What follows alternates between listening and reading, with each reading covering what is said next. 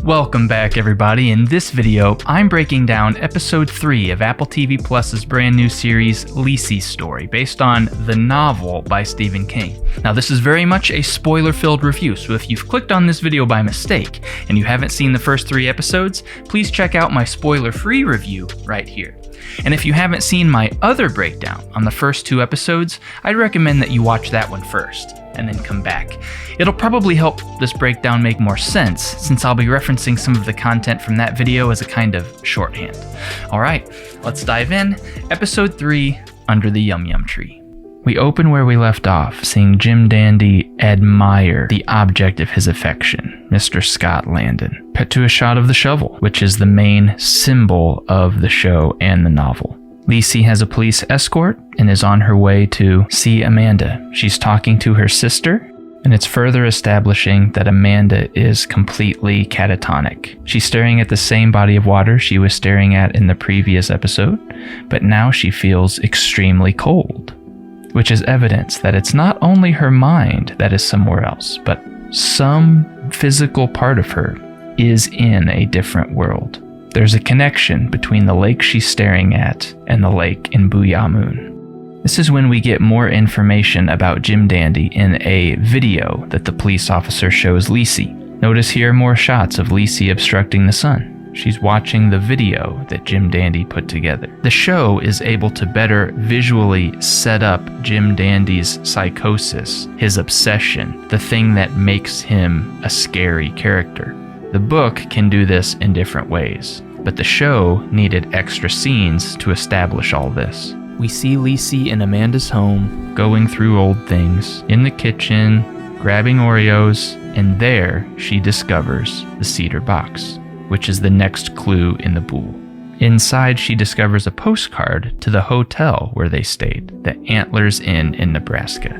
Now, this shot and this section gives me huge The Shining vibes. A remote hotel in the snow. Yeah, it's The Shining, for sure. Look at that interior. This is an homage to The Shining, if I've ever seen one. Now we understand the context for this scene, which we've seen before in flashbacks. They're arranging to go on a hike, he's giving them directions, and we now see the context for this photograph. Again, in this show, it's all about memory.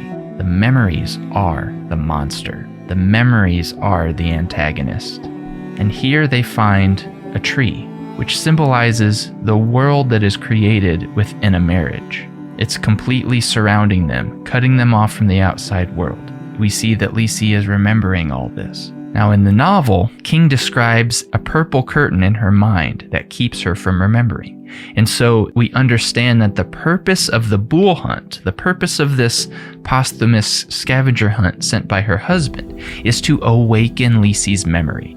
It's like Scott knew before he died that Lisey had repressed all this, and that she would need to remember in order to move forward. Another interesting thing about this tree is how it has a twin in Wieneman. Now here, under this tree, just as in the novel, is when Scott reveals his memory of one of the instances of abuse by his father.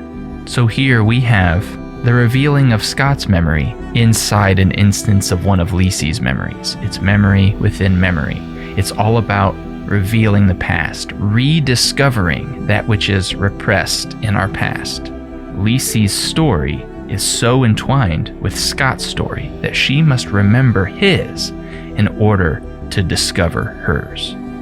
This instance of abuse is exactly as it is depicted in the novel. It is absolutely brutal. Scott's father was trying to toughen him up. This family had a full understanding of Wieneman, and Scott's father understood that there was a monster in the other world and that his boys could go there. He explains to them how the world works from his point of view, afraid of the dark side of that world. And we understand now that the reason that this memory came up for her in earlier episodes is because this memory contained the memory of Scott sharing the story of his childhood. And this is also where we get the origin of boule hunts. Scott's brother Paul is the one who came up with this idea. And it's here that Scott reveals that his brother Paul died, but we still don't know how he died. because Lisey hasn't yet let herself remember that detail.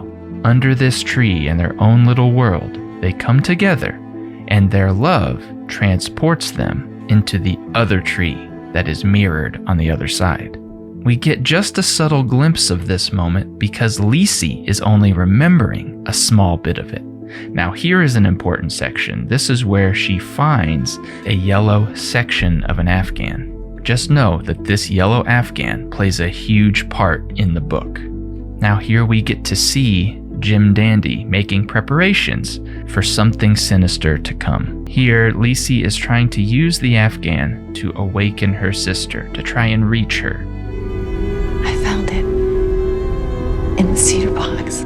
Lisey says, I haven't seen it since. We're instantly transported into another time, another memory.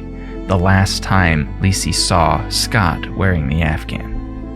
Now we're going to see this scene in much more detail later, when Lisey allows herself to. Here we see that Lisey still hasn't fully acknowledged that Booyah Moon is a real place. But Booyah Moon is not real. Jim Dandy has set this barn on fire. We cut to more self-harm. Burning this barn down was to distract the police. And now Lisey arrives to an unguarded home. Lisey and Darla have a conversation, but we see that Jim Dandy is here. This is the holy grail for this character.